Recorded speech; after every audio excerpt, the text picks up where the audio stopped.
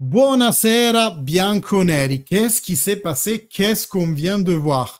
On vient de voir pour vous, mais qui est avec la vidéo VOD, mais moi je suis en live avec tous les amis au Citeo qui est venu nous rejoindre. Cette chaîne suit l'actualité de la Juve, donc n'hésitez pas à liker, commenter, vous inscrire à la chaîne si c'est toujours pas fait. Et je fais le post-match alors que le match n'est pas terminé. Mais là, de 0-3 à égalisation, 3-3. Et en plus, la Juve continue à attaquer. Là, le Bologna récupère. Attention, c'est un carton jaune pour Fagioli qui est rentré le jour de son retour. Et Alex vous dit salut YouTube, on est là. Eh ben oui, faites comme eux, suivez les matchs en direct et ne vous contentez pas des miettes de juste regarder le post-match, mais venez suivre le match avec nous parce que on souffre ensemble et puis on kiffe ensemble quand par exemple on remonte 3 buts au Bologne. Maintenant, le Bologne a mérité, hein, on va pas se le cacher, ils ont dominé pratiquement tout le match. Et là, ça continue. Il n'y a rien de particulier, donc je continue mon post-match. C'est que je comprends pas, en fait. Moi, comme quelqu'un qui fait pas de sport d'équipe et je fais un sport individuel, pour moi, la barre d'énergie d'une équipe, tout comme celle d'un être humain, c'est quelque chose comme dans Street Fighter. Non, ça descend la barre d'énergie. Donc, j'arrive pas à comprendre pourquoi cette Juventus est insouciante, molle pendant pratiquement là 70 minutes. Et après, en 10 minutes, ils arrivent à te renverser un match, à faire presque aussi bien qu'en Coppa Italia. Mais aussi, on a été aidé par le Bologna, notamment dans le but de Chiesa. Donc, franchement, je ne comprends pas. Tunnel sur Bremer, oh mon Dieu! Ndoye n'arrive pas à conclusionner et Szczesny sauve aussi le corner. Donc, je ne comprends pas comment cette Juve peut être vraiment à géométrie variable selon l'envie du moment, jouer hyper bien ou alors vraiment avec un laxisme qu'on a vu pendant 70 minutes. C'était insupportable. Et on était tous là en train de se dire, vas-y, on a perdu 3-0, c'est pas grave. J'ai pas arrêté pendant tout le match de dire c'est une passerelle, mais une passerelle plus pour le Bologna que pour nous parce qu'ils sont à domicile. Ndoye à la frappe contrée. Attention parce qu'on ne pourrait pas un contre-pied avec Milik qui joue sous ballon sur Ildiz. Ildiz Alcaraz. Ah, dommage, il se laisse reprendre le ballon. Il peut arriver de tout, donc je vais arrêter de parler. Il manque 1 minute et demie. Le Bologne à l'attaque. Alcaraz récupère et s'appuie pour repartir. Locatelli pour Weah de l'autre côté. Fagioli. Ah là là là là, c'est une équipe de moment, elle choisit son moment, c'est-à-dire quand le vent souffle au sud, oui, quand ils ont le vent dans le dos, je veux dire, ouais, c'est vraiment, ouais. Fagioli a apporté que de la fraîcheur. Ildiz, bon changement pour Chiesa, l'arrêt, il est bon de Chiesa. En contre, attention, Federico Chiesa au centre. Et Atse pour Ealing. Ealing à la limite de la surface, ne se le sent pas. Bologna complètement dans sa surface. On fait le tour. Dernière siège offensive de cette Juventus qui a récupéré. Wesh. Ça sera touche latérale pour la Juventus.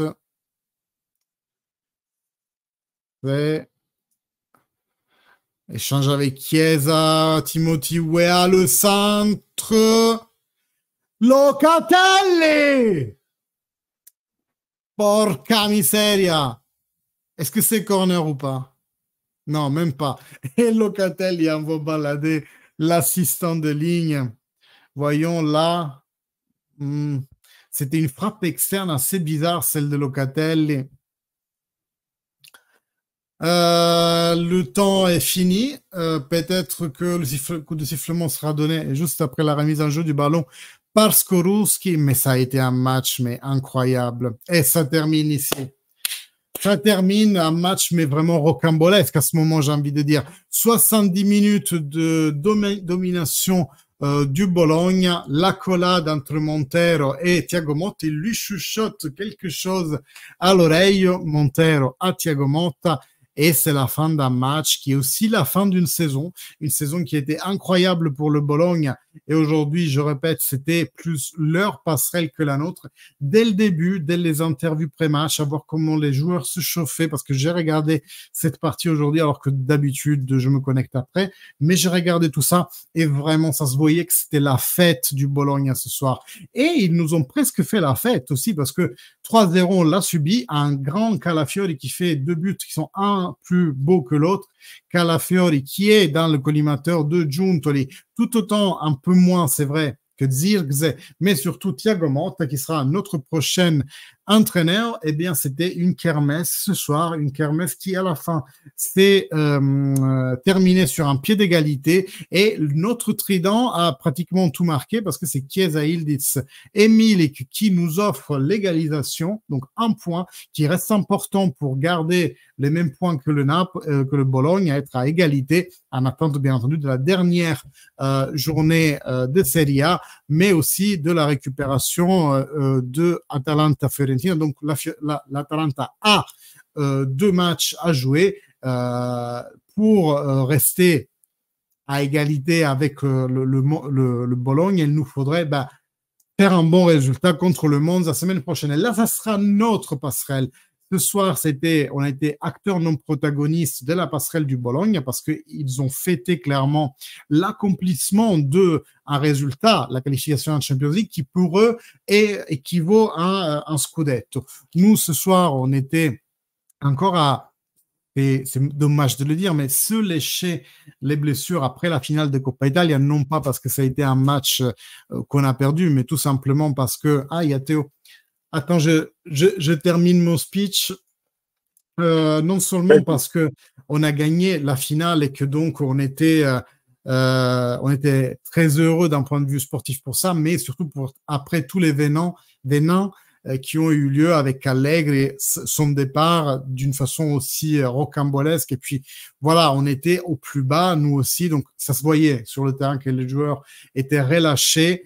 Ils avaient atteint les objectifs de saison et ils voulaient quelque part participer à la passerelle du Bologne, j'ai eu l'impression. Sauf qu'après, ils se sont réveillés. Et alors là, Théo, je te laisse toi faire un peu un résumé de ton match parce que voilà, c'était feu d'artifice de partout.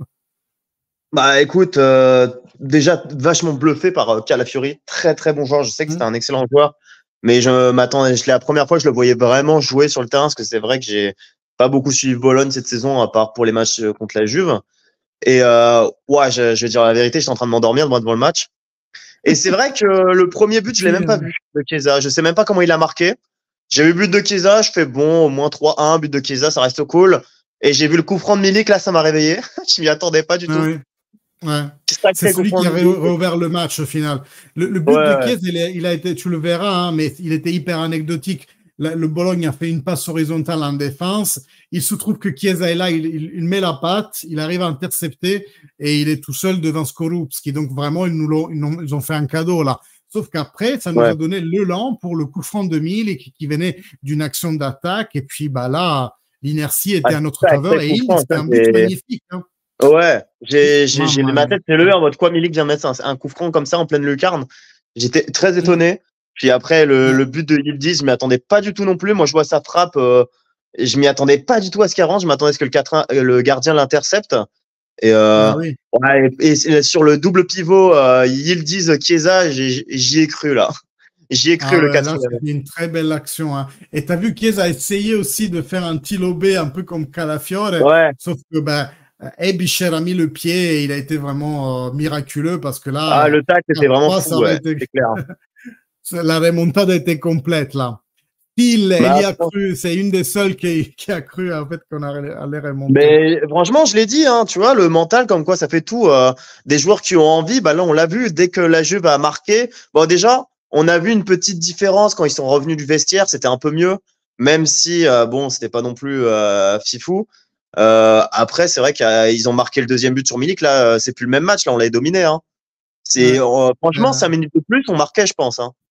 Ouais, mais c'est quand même incroyable. Je disais en début de match que j'ai tendance à voir l'énergie d'une équipe comme la barre d'énergie à Street Fighter, tu vois. C'est un truc qui est censé descendre au fur et à mesure du match. Mais là, j'ai l'impression que pendant 70 minutes, ils ont été mous. Et après, physiquement, ils étaient bons à la fin aussi. Donc, je comprends pas. dans la tête, hein, c'est le mental. Hein. Quand tu as envie de courir, Il se t'inquiète pas que tu cours. Hein. retient. Bah ouais. Tu Quand tu as envie l'avais de dit à courir, la tu cours. mi-temps, Hein. effectivement. Bon, je ne sais pas si tu as une pensée finale ou alors un joueur en particulier, ton top 3 et ton flop 3, mais sinon, on termine là. Ouais, bah déjà, homme du match, pour moi, c'est Calafiori, y a pas à dire. Ça, c'est clair. Top 3, Je je parlais vais de la mettre. Juve. Je sais, mais bon, je fallait le souligner quand Homme même. du Il a fait un match. sacré match. Oui, oui, non, Est-ce c'est vrai. que Calafiori, ce serait pas un petit peu la Juventus quand même? On sait quand même. Ben si, Un ben petit peu. si, Ah, il est promis. Alors, dans l'ordre, on sait que Thiago Motta, c'est presque fait. Calafiori, c'est très avancé. Et il y a un peu de mouvement pour dire que c'est aussi. Mais là, c'est le Bayern Monaco aussi qui rentre dans la partie. Mais c'est vrai que limite, on va acheter pratiquement moitié Bologne, quoi. bon, ça me dérange pas, c'est des très bons joueurs. Et mon top 3, franchement, difficile à dire. J'ai pas suivi des masses, des masses. Bah, pour moi, top 3 qui ont été les meilleurs, il y a Chiesa, qui était très très bon. Yildiz dans son entrée. Et j'avoue, j'ai envie de mettre une petite étoile à Alcaraz, qui a fait une belle entrée, qui franchement a pas mal apporté dans son jeu de passe, qui franchement a fait une entrée Mm. très sympa aussi. Et après, en flop, bah, j'avoue que Danilo, son match a été vraiment mauvais. Gatti aussi. Gatti, Danilo, Ouais, très mauvais Gatti dans qui ce est match. sorti d'ailleurs. Ouais, non, Mm. Gatti, Danilo, très mauvais dans ce match. Surtout Gatti. Gatti était vraiment mauvais pour le coup. Et Mm. en Ouais. dernier flop, je mettrais soit Locatelli ou Rabiot. Pour moi, les deux n'ont servi à rien. C'était Ouais. vraiment du flop, quoi. C'est vrai que c'était Voilà. sous ton de, la part, de leur part à eux. Moi, mes trois tops, j'aurais tendance à dire Yildiz, Milik dans l'attaque. Je ne mets pas Chiesa parce que j'ai pas trop aimé. Toujours tête Ok. basse, effondée, Oui, peu oui. uni dans le jeu avec les autres, tu vois. Et encore à la limite, il arrivait à te marquer des buts tout seul. Pourquoi pas? Mais là, il fait un ou dribble ou deux et il se perd. Donc, j'irai sur Yildiz, Milik et ben, toujours Bremer qui, comme tu as Ouais. dit, Gatti et Danilo ont été assez bancals. Donc, au moins, on a un pilier solide dans la défense. Et en flop? Un flop, toujours Locatelli, parce qu'à mon avis, il incarne un rôle aussi qui n'est pas le sien. Ouais. Mais je le vois toujours trop scolaire, en fait. Ça se voit que c'est pas, il n'est pas dans sa tasse de thé. Cambiaso m'a pas trop plu, mais c'est vrai qu'il a eu un truc foudroyant en première mi-temps, mais à part ça, c'est pour ça que je pense qu'il a été changé. D'ailleurs, il était peut-être pas au top de de sa forme, quoi. Et après, Gatti aussi. Gatti, j'ai pas beaucoup aimé ses positionnements plus que sa forme physique. Mais en Ouais, tout cas, Gatti. voilà, on a fait. Hmm, tu disais? Je disais que Gatti, j'avais du mal à le positionner. Il y a vraiment des matchs où il peut être très bon et tu as des matchs où il peut vraiment faire des fautes un peu inutiles, à faire recul. Du Hmm, coup, on perd un peu des actions un peu de bêtement comme ça. Ou tu ouais, vois, par exemple, on a le ballon et Gatti va faire faute. Donc, du coup, bah, on perd la possession et hop, ça va à la faute de Gatti. Et je trouve que vraiment, ouais, c'est très con. Franchement, au tout début de saison, je me demandais pourquoi Gatti n'était pas sélectionné avec la sélection nationale. Et franchement, aujourd'hui, je comprends. Parce maintenant que tu sais. avoir un joueur comme ça qui peut te faire perdre la possession parce qu'il va avoir des sautes d'humeur et qui est pas fiable au niveau des cartons, Ouais, tu peux pas avoir ça dans une sélection nationale. Ça peut foutre la merde. Je ouais. comprends, finalement. Je suis assez d'accord et il a eu du Mm. mal à canaliser cette énergie. On se souvient de ces épisodes un peu schizophrènes où il donnait des tapes, des petits points aux adversaires parce Ouais, non, il a trop non. d'énergie à disperser en fait.